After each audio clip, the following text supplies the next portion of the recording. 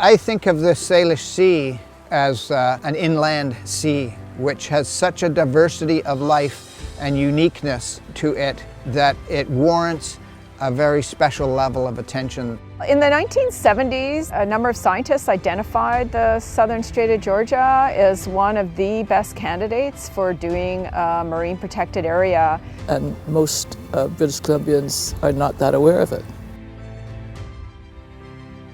Being out here as a child really inspired a love of nature and a love of this area, so it had a huge influence on the work that I now do.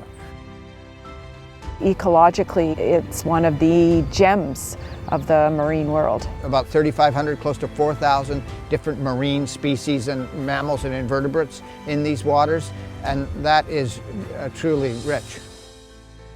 It's hard to believe here we are in 2016 and new species are still being found. The first time I saw orcas was the most incredible experience. I was on tour and they went under our kayaks, and then all three of them did a full breach in different ways. And at that point I kind of put my paddle down. I said, okay, I can retire now. I'm happy. We decided to move to Salt Spring so that we could afford a bit more space, and also wanted our kids to be able to run out the door and be close to nature.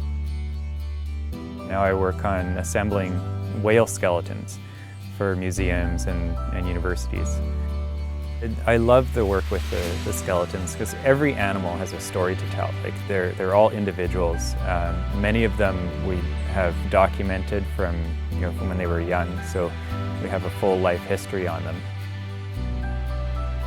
One of the things that scientists are telling us as we're designing our marine protected area network on the coast is that we need to make sure that we're capturing all the different kinds of habitats, because there's so much that we don't know about the marine environment. Some of the larger issues that we're dealing with, global climate change and that kind of thing, the more diverse our ecosystems are, the more we're going to be able to move and adapt and deal with those issues. Well, the biggest change is the drop in species abundances. No question in my mind, it's been the overharvesting. And one species after another were basically cleaned out. Places we used to go are essentially barren now. What we seem to have today is a parade of industrial projects in the area. And unfortunately, though, the vision of the conservation area seems to have been lost. The more you know about those invasive species of seaweed that come on the freighters that we're hearing now, isn't that nice? What a nice touch. It's already one of the busiest marine transport areas in Canada, if not the busiest. If those freighters are coming in and bringing invasive species, we need to know about it. We need to know how to mitigate that. The more we know, the more we learn, the more we know that we have to take action. In the end, what we need to ensure is that this marine protected area does protect the marine environment and ensures that we have a healthy ecosystem for future generations.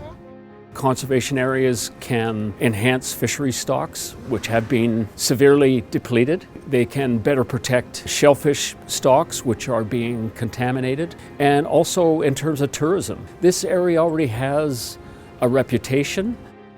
In addition to working with Indigenous people, it's really important that local communities and stakeholders are brought into the process and that their views are taken into account.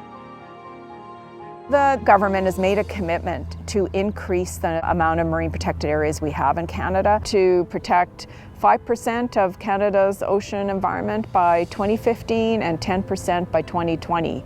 Right now we stand at less than 1%, which is behind many countries in the world. And we think completing the Southern Strait of Georgia National Marine Conservation Area would make a great contribution to the commitment to get to at least 10% of the marine environment by 2020.